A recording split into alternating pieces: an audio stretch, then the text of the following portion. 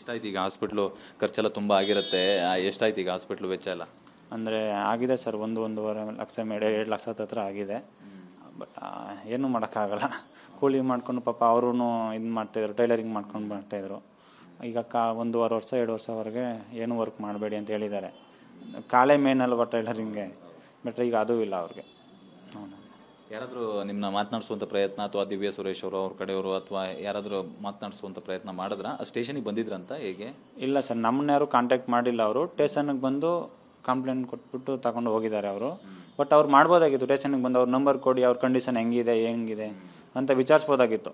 But ಅವ್ರು ಅದನ್ನು ಮಾಡಿಲ್ಲ. ಫೋನು ಮಾಡಿ ಹೆಂಗಿದ್ದಾರೆ ಈಗ ಪೇಷೆಂಟು, ಚೆನ್ನಾಗಿದ್ದಾರಾ, ಏನು ಎತ್ತಲ ಅಂತ ಅದನ್ನು ಕೇಳಿಲ್ಲ. ಅವ್ರು ಬಂದಿದ್ದಾರೆ ಸ್ಟೇಷನಲ್ಲಿ, ಏನಿದೆ ನೋಡಿದ್ದಾರೆ, ಹೋಗಿದ್ದಾರೆ ಅಷ್ಟೇ. ಅಕಸ್ಮಾತ್ ಗುಸಿದ ತಕ್ಷಣ ಪ್ರಾಣಗಿನ ಹೋಗಿದ್ರೆ ಅವ್ರು ಹಿಂಗೆ ಮಾಡ್ತಿದ್ರಾ?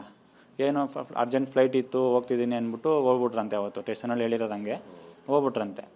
ಬಟ್ ಅಕಸ್ಮಾತ್ ಪ್ರಾಣ ಹೋಗ್ಬಿಟ್ಟಿದ್ರೆ ಅವ್ರಿಗೆ ಫ್ಲೈಟೇ ಮುಖ್ಯ ಆಯ್ತಿತ್ತ, ಒಂದು ಜೀವನೇ ಮುಗಿಸ್ಬಿಟ್ಟು ಹೋಗ್ದಂಗಿತ್ತ ಇಂತಲ್ಲ ಇದು.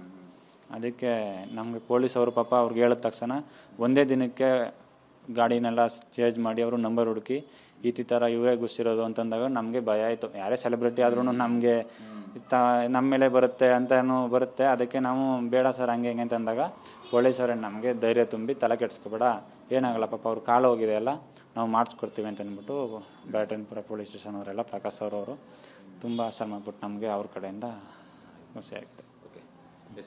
ಗಮನಿಸಬಹುದು, ಅವತ್ತು ಅಪಘಾತ ಆದ ಸಂದರ್ಭದಲ್ಲಿ ಕಾರು ಹೋಗಿರುವಂತಹ ವೇಗ ಮತ್ತು ಅವರು ಗಮನಿಸದೆ ಹೋಗಿರುವಂಥ ರೀತಿಯನ್ನು ಗಮನಿಸಿದ್ರೆ ಎಲ್ಲೋ ಒಂದು ಕಡೆ ಡ್ರಿಂಕ್ ಆ್ಯಂಡ್ ಡ್ರೈವ್ ಮಾಡಿರಬಹುದು ಅನ್ನತಕ್ಕಂಥ ಅನುಮಾನ. ಯಾಕಂದರೆ ರಾತ್ರಿ ಸುಮಾರು 1:30 ಸಮಯ ಮತ್ತು ಅಷ್ಟು ಅಪಘಾತ ಆದ ನಂತರದಲ್ಲೂ ಕೂಡ ಅವರು ನಿಲ್ಲಿಸದೇ ಹೋಗಿದ್ದಾರೆ ಅಂದರೆ ಎಲ್ಲೋ ಒಂದು ಕಡೆ ಡಿ ಚೆಕ್ ಮಾಡಿದಂಥ ಸಂದರ್ಭದಲ್ಲಿ ಸಿಕ್ಕಾಕೊಳ್ಳುವಂಥ ಭಯ ಕೂಡ ದಿವ್ಯಾ ಸುರೇಶ್ ಅವರಿಗೆ ಇರಬಹುದು ಅಂತಕ್ಕಂಥ ಅನುಮಾನವನ್ನು ಆ ಸಹೋದರ ಕಿರಣ್ ಅವರು ಹೇಳ್ತಾ ಇರುವಂಥದ್ದು. ಕ್ಯಾಮ್ರಾ ಪರ್ಸನ್ ರಘು ಜೊತೆ ವಿಕಾಸ್ TV9 ಬೆಂಗಳೂರು.